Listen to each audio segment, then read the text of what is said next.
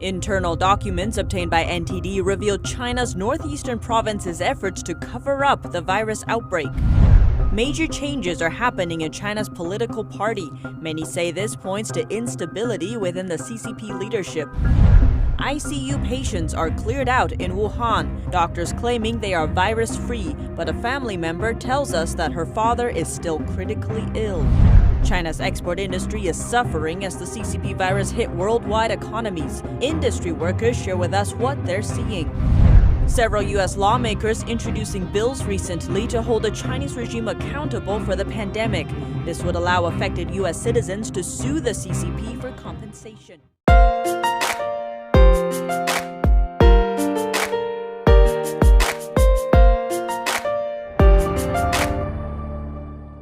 Welcome to China in Focus. I'm Tiffany Meyer. Two important position changes in the Chinese regime. Sun Lijun, Vice Minister of Public Security, is being investigated for severe violations of discipline and law. In February, Mr. Sun was sent to Wuhan to take charge of security operations.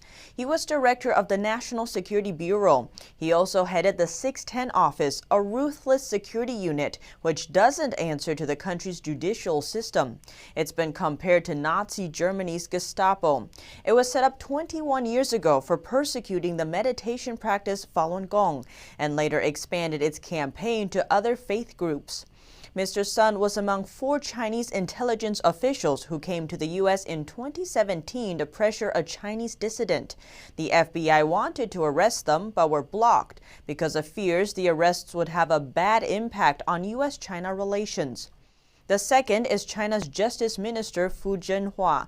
He stepped down as the ministry's deputy Communist Party chief. Chinese media didn't give the reason.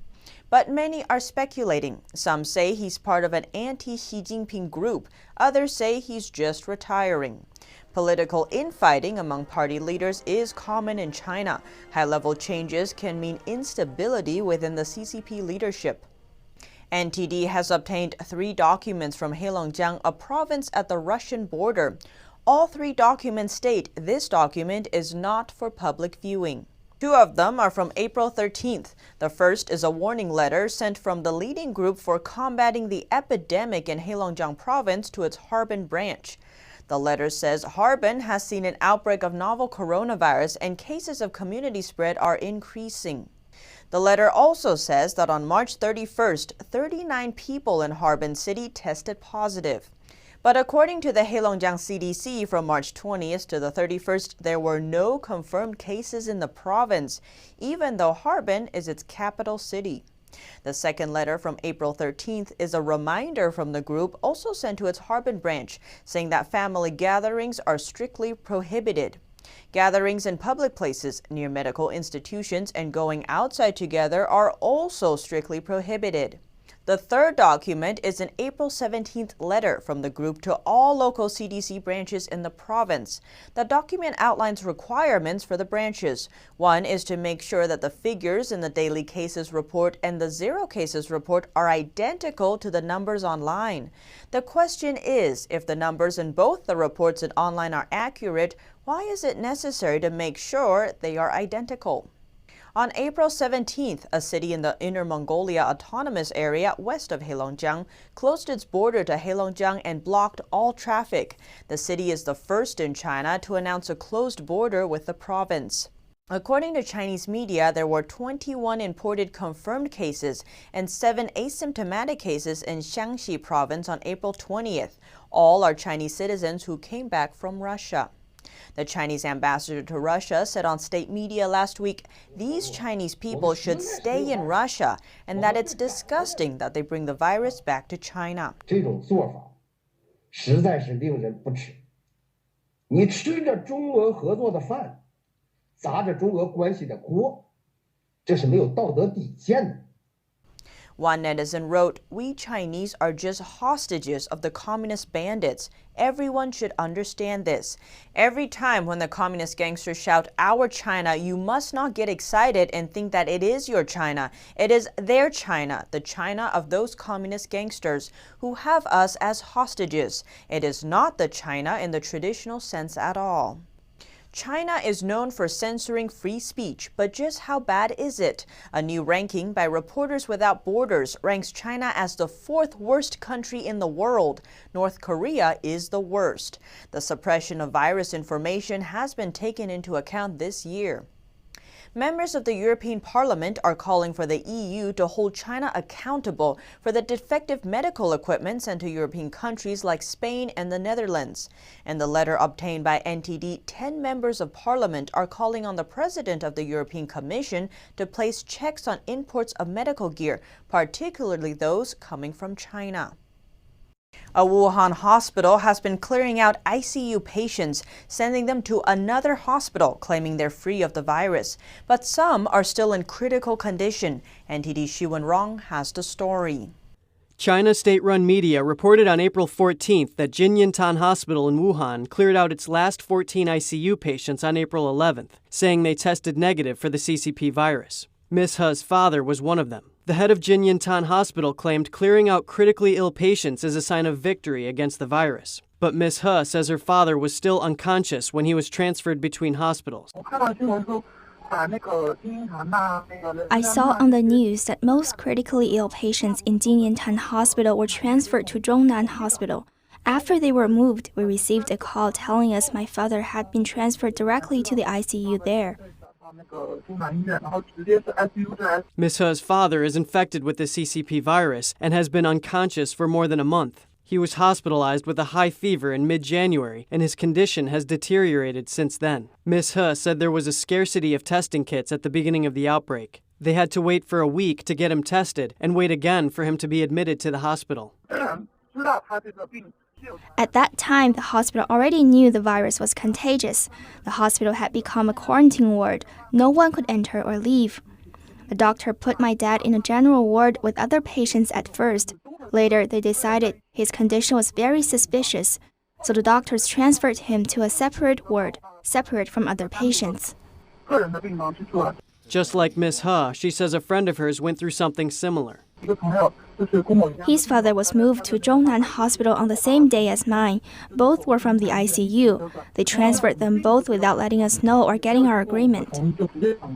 The regime had said patients infected with the CCP virus could get free treatment. Since Ms. He's father tested negative, she faces huge medical expenses, and she's appealing for help. Although my father's nucleic acid test came back negative, he is still in a serious condition, an intubation patient. How can you say he's free from the virus? If you want to charge me a fee, then you can show me the documents to prove he's free of virus. Now they are urging us to pay $7,000. However, she doesn't want to give up his treatment since he's already made it this far. All the expenses have to be paid by me. If we don't pay, they won't treat him. He just lies there unconscious and we can't even visit him. It is a thunderbolt on a sunny day. I'm a bit desperate. I don't know what to do. That's why I was asking for help. Reporting by Hong Ning and Xu Wenrong, NTD News. As the CCP virus worsens around the world, China's export industry is taking a hit. NTD's Juliet Song reports. For Chinese workers in the export industry, these are difficult times. Many factories are giving their employees 1, 2, or 3 months off. Most of the factories. Mr. Chen works in a furniture factory in Guangdong province, China's export hub. He said orders stopped coming in late March after the virus broke out in other countries, and the entire export industry is facing a grim situation. In Dongguan City, many factories are closed. They do export as well. We know because we have contact with them. Many factories there have shut down. Dongguan is known as the world's factory because of its strong manufacturing industry. For the first 2 months this year, China's exports dropped over 15% to $288 billion. Chen's factories hasn't laid anyone off, but he said workers will leave their jobs because fewer orders means smaller salaries. Furniture factory workers used to earn about $500 to $700 a month. Now they make only a little over $300. You can't survive in a place like Shenzhen with a salary a little over $300. After you buy some meals and other necessities, there won't be much left. If you rent a place, you'll be even poorer. China's Ministry of Commerce says export industries are resuming production in an orderly fashion. State media is filled with upbeat news of the economy getting back on track. Chen said he doesn't believe any of it. Who believes it? It's impossible. From January to March, there's not many orders at all. We were basically on a break. There's no way the economy is on track. Chen added that people don't dare to spend their money even if they have savings. Chinese people work hard all their lives to earn money. But even if you have, say, $11,000 to $14,000 in savings, it will be gone if you suffer a major illness. There's insurance, but the insurance is useless.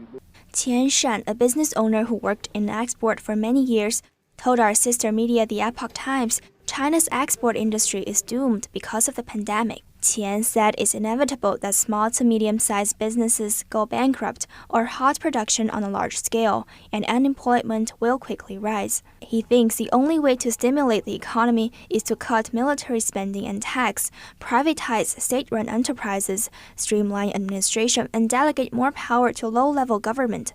The problem is, all of these cross the Communist Party's bottom line.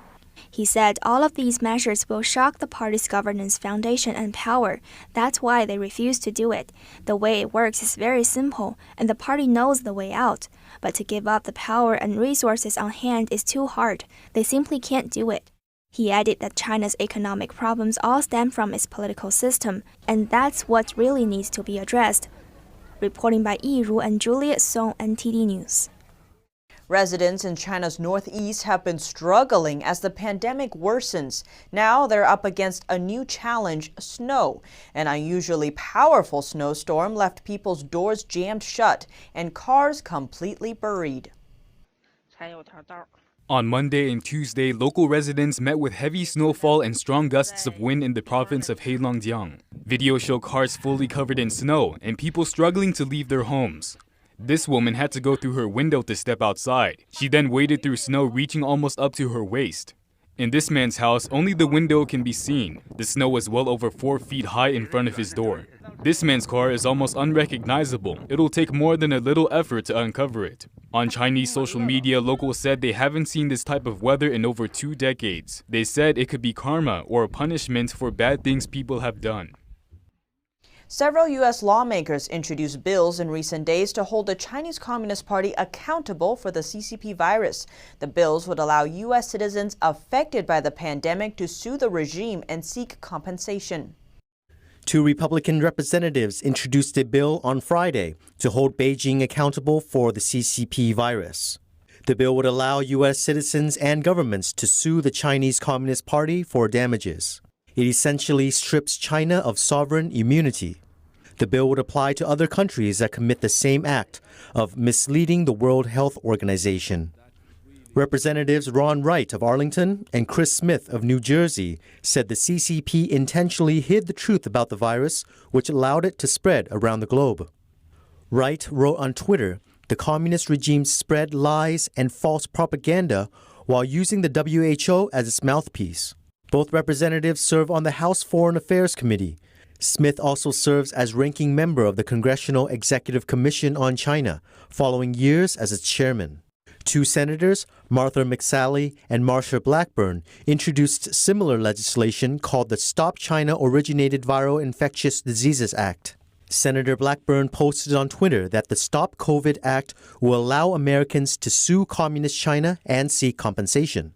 She said the damage caused by the virus extends beyond the loss of life to impacts on people's livelihoods and the economy.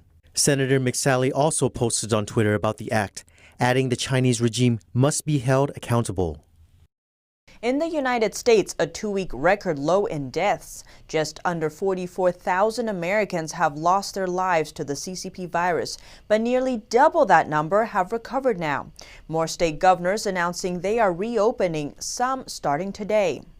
3 southern states are set to reopen by allowing some businesses to start up again, with restrictions in place. The entities which I am reopening are not reopening as business as usual. A number of businesses are reopening in Georgia this Friday, including gyms, nail salons, bowling alleys, barbershops, and others. Amusement parks and bars will stay closed. South Carolina's public beaches opened this afternoon. The state's retail stores opened yesterday evening. A record number of testing over the weekend for Tennessee. Businesses are set to reopen next Monday. For the good of our state, social distancing must continue, but our economic shutdown cannot. New York isn't reopening this month, but the state is seeing less cases. For a number of weeks, around 2,000 New Yorkers tested positive every day. Now that number is around 1,000 per day. New York's death toll today is slightly higher than yesterday, still almost 500 CCP virus deaths. The parts of the state that are least affected by the CCP virus and have unused hospital space can restart elective outpatient surgeries 1 week from today. Some hospitals are actually laying off people, believe it or not, in the middle of this. Like in Michigan, where a large healthcare group there laid off nearly 3,000 hospital employees. Melina Weiskup, NTD News. The U.S. has just over 800,000 CCP virus cases, a number of officials emphasizing that monitoring the spread is crucial to reopening the nation. President Trump and Governor Cuomo are meeting at the Oval Office this evening to discuss how they can work together to ramp up testing for even more people.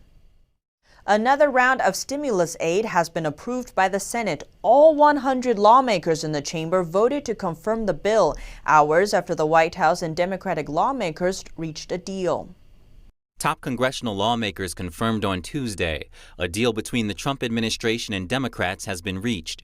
Among them, Senate Minority Leader Chuck Schumer and House Minority Leader Kevin McCarthy. Last night, well past midnight, Speaker Pelosi, myself, Chief of Staff Meadows, and Secretary of State Mnuchin were on the phone, and we came to an agreement on just about every issue. Senator Chuck Schumer said it would be passed Tuesday. There are still a few more I's to dot and T's to cross, but we have a deal, and I believe we'll pass it today. This round of legislation would deliver nearly $500 billion to hospitals and small businesses and contribute to virus testing. It comes just days after the Small Business Administration's Paycheck Protection Program ran out of money. That means no new loans can be issued until it's replenished. There's been growing pressure on Congress and the federal government to agree on a new round of funding, since the program exhausted its funds. Reports say the House could vote on the measure as soon as Thursday, but the chamber is unlikely to pass it unanimously. Tuesday afternoon, President Trump urged the Senate and the House to pass the bill. He wrote that after he signs it, discussions will begin on a new stimulus package. The U.S. government is urging people who receive Social Security and have dependents to submit payment information to the IRS. If they do, they'll receive an extra $500 for each dependent. Those who haven't filed a tax return could miss out on getting the extra money if they don't enter their payment information. The Treasury Secretary said if Americans don't fill out the information by Wednesday, they will have to wait to get the money until they file their taxes this year. President Trump is asking his administration to prepare bailout funds for the struggling oil industry. Weak demand and increased supply have caused prices to crash in recent days.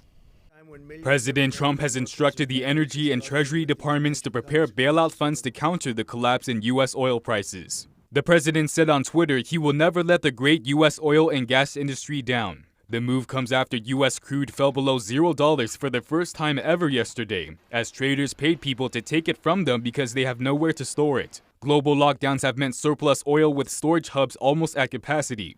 In other words, traders have access to the cheapest oil ever, but nowhere to put it. An unprecedented problem. Trump says he'd like to use the opportunity to fill up the country's strategic reserve, about 77 million barrels. But he'll look for Congress's approval first. The crash sent shockwaves through the financial market, all 11 sectors in the S&P 500 falling.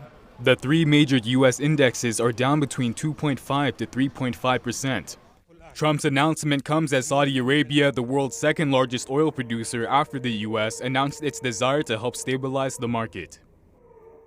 Missouri is the first state to sue the Chinese Communist Party for suppressing information about the outbreak when it was first spreading. The state's attorney general says the Chinese regime concealed the seriousness of the outbreak from the rest of the world. The complaint states the CCP should be held legally responsible for the death and economic losses the virus has caused. The Missouri Attorney General is suing the Chinese Communist Party for misrepresenting and concealing the gravity and seriousness of the outbreak in December. It is the first state to take legal action. Eric Schmidt, Missouri's Attorney General, says China's regime should be held responsible for lying to the world about the dangerous and contagious nature of the virus, and also for silencing whistleblowers and doing little to stop the spread of the disease. Schmidt says the outbreak has caused death and economic loss in Missouri and around the world. The regime, he says, should be held legally responsible. The complaint alleges Chinese officials had plenty of evidence of human-to-human transmission in late December, but not until January 20th did the Chinese response team confirm this. By then, serious damage had been done. On December 30th, Dr. Ai Fen shared reports of a contagious SARS-like virus in her department at the Wuhan Central Hospital via WeChat. Dr. Li Wenliang, who later died of the virus, warned his former medical classmates in China to take precautions. Later that day, the Wuhan Health Commission told health workers to stay quiet about the unknown pneumonia or else face consequences.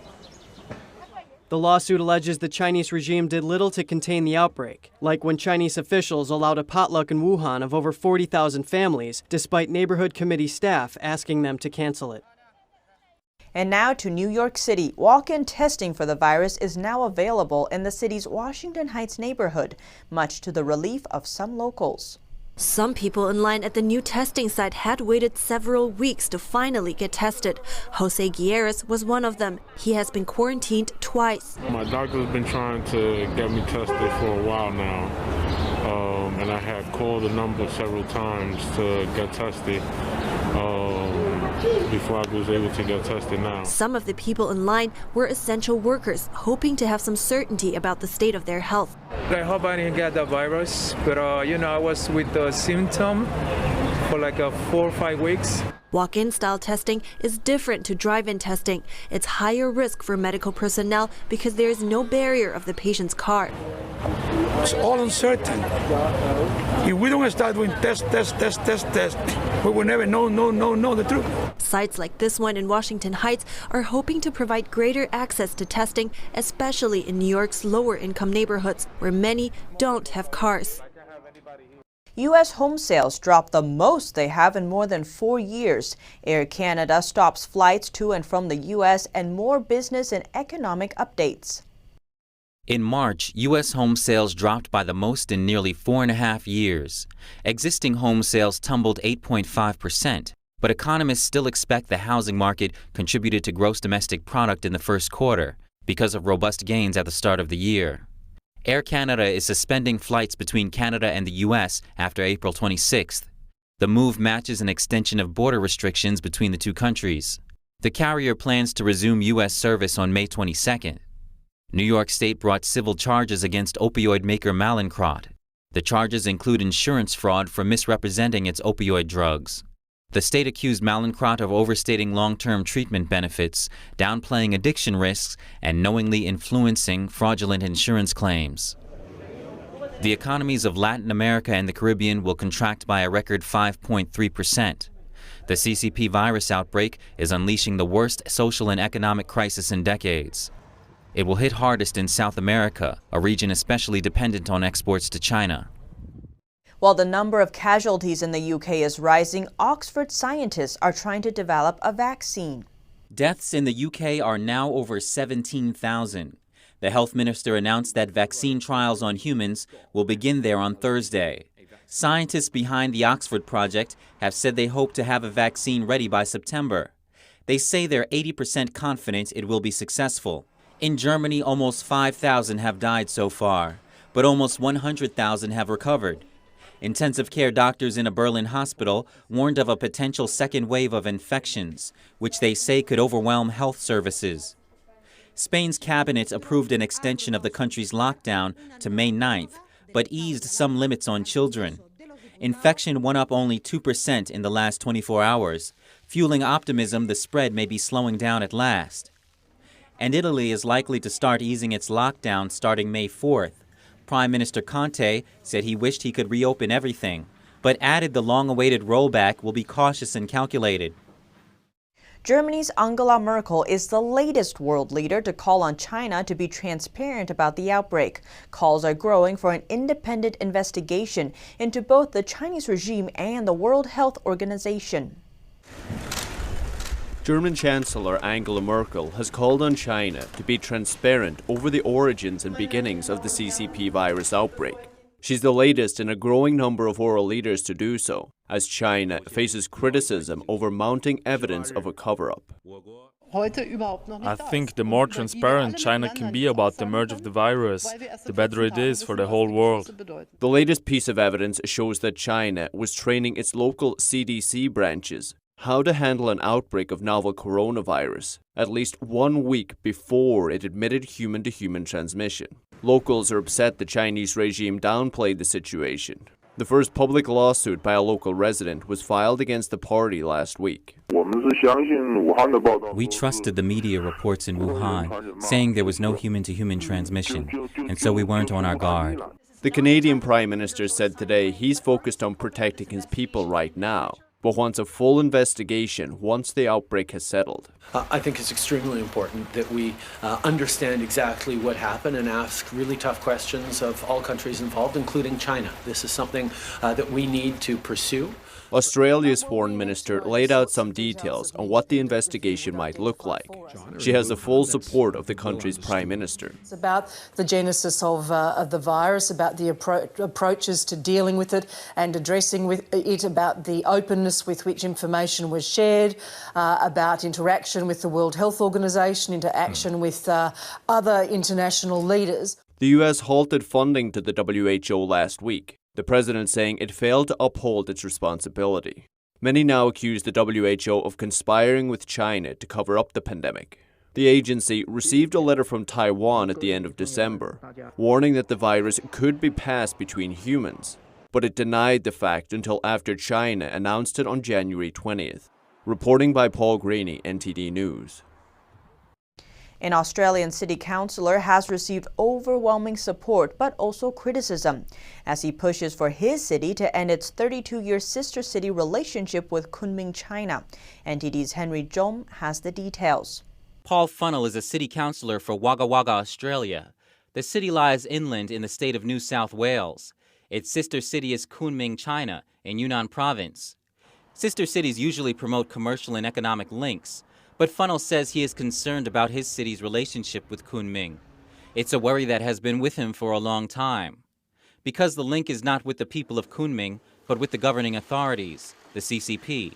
I've never been supportive of the CCP and the oppression of any communist regime throughout the world, let alone what's been going on in China for decades now.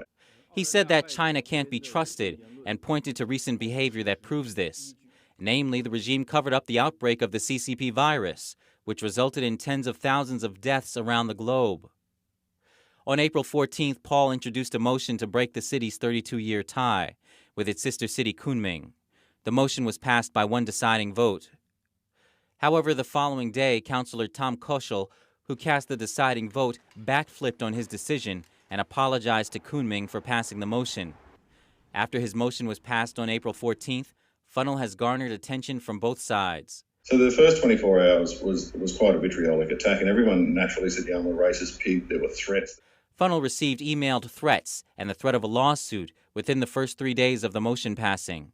He said he has never experienced anything like this in his entire life. On April 16th, the Chinese consulate in Sydney issued a statement telling the Wagga Wagga Council to shut Funnell down. I've now got our own mayor and other councillors saying, we're not just going to apologise to Kunming, we're going to apologise to the entire People's Republic of China. But Funnell has also received overwhelming support, particularly from some Chinese Australians who understand that this is not racially motivated and are happy that someone has taken up their cause. Funnell added that more than 10 other councillors from around the country would like to take similar steps, but are intimidated after what happened to him. Virgin Australia announced today it had entered voluntary administration. It's seeking bankruptcy protection after the Australian government refused to bail it out. Virgin Australia has become Asia's biggest victim of the air travel industry's ongoing crisis. The country's second biggest airline had reported an annual loss for 7 straight years, even before authorities around the globe began restricting movement. It still managed to secure a third of Australia's domestic market before calling in administrators with a debt of over $3 billion. But after the current crisis grew worse, Australian officials rejected a plea for an $800 million loan. Now, the airline succumbed to restructuring that could lead to it being sold, and the company has gone under administration, Australia's closest thing to Chapter 11 bankruptcy. More than 90% of Virgin shares are controlled by a group of investors, including Singapore Airlines, Etihad Airways, Chinese conglomerate HNA Group, and Richard Branson's Virgin Group. The airline is continuing to fly a skeleton schedule for now. The company's Deloitte administrator says the aim is to complete a sale within a few months. Athletes around the world have been struggling to maintain their fitness, but one pro cyclist in Italy is trying his best to remain positive. To do it, he's decided to help out his local community. David Martellini is now delivering medicine to people in Lodeto, his hometown in the hard-hit Lombardy region of northern Italy. His village has neither a pharmacy nor a supermarket. Martellini makes daily trips to Rovato, the next town over, to pick up supplies. The Astana team rider said the fewer people go to the pharmacy, the better, since there is less risk of infection. Given that I cycle and I had a bike and two well-trained legs, doing 10 kilometers a day is nothing special. But I wanted to help the people that always support me during the season.